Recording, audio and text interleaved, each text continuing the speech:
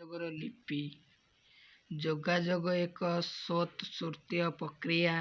ମାନବ ସଭ୍ୟତା ଆରମ୍ଭ ଖାଦ୍ୟ ଓ ବସ୍ତ୍ର ବାସଗୃହ ଭଳି ମୌଳିକ ଆବଶ୍ୟକ ପରିପୂର୍ଣ୍ଣ ପାଇଁ ଏହା ଏକାନ୍ତ ଅପରିହାର୍ଯ୍ୟ ହୋଇଥିଲା। ସମୟକ୍ରମେ ଅଭ୍ୟାସ ମାନବ ନିଜର ବୁଦ୍ଧି ବିଦ୍ୟା ବଳରେ କ୍ରମଶଃ ସଭ୍ୟତା ମାନବ ଭାବରେ ପରିଚିତ ହେଲା ଓ ବ୍ୟକ୍ତି ଜୀବନର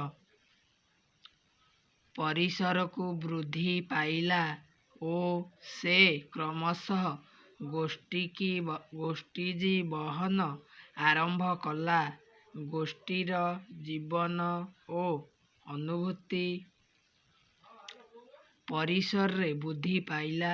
ସେ କ୍ରମଶଃ ଗୋଷ୍ଠୀ ଜୀବନ ଆରମ୍ଭ କଲା। ଗୋଷ୍ଠୀଗତ ଜୀବନ ଅଭିବୃଦ୍ଧି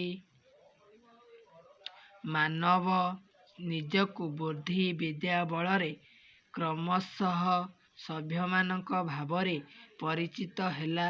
ବ୍ୟକ୍ତି ଜୀବନର ବିକାଶ ହେତୁ ଜଡ଼ିତ ହେଲା ଜୀବନର ବୃହତ୍ତମ ସମାଜ ମଣିଷ। ଏହି ସମାଜରେ ମଣିଷ ଭାବର ନିଜରେ ପରିଚୟ ବାଢ଼ିଲା। ଶିକ୍ଷା ଓ ସଭ୍ୟତା ବିକାଶ ହେତୁ ମଣିଷ ମନ ଭିତରେ ସାଂସ୍କୃତିକ କେତୋଟି କ୍ରମରେ ବିକଶିତ ହେବାକୁ ଆରମ୍ଭ କଲା। ଏଥି ମଣିଷର ଚାଲିଚଳନ ପରିସରରେ ବୃଦ୍ଧି ଘଟିଲା। କେତୋଟି ପ୍ରକାର ତିନି ପ୍ରକାର। ସାଧାରଣ ଆବଶ୍ୟକତା ପାଇଁ ଏକତା ଯୋଗାଯୋଗ ଭିତ୍ତି ସ୍ଥାପିତ ହୋଇଥିଲା।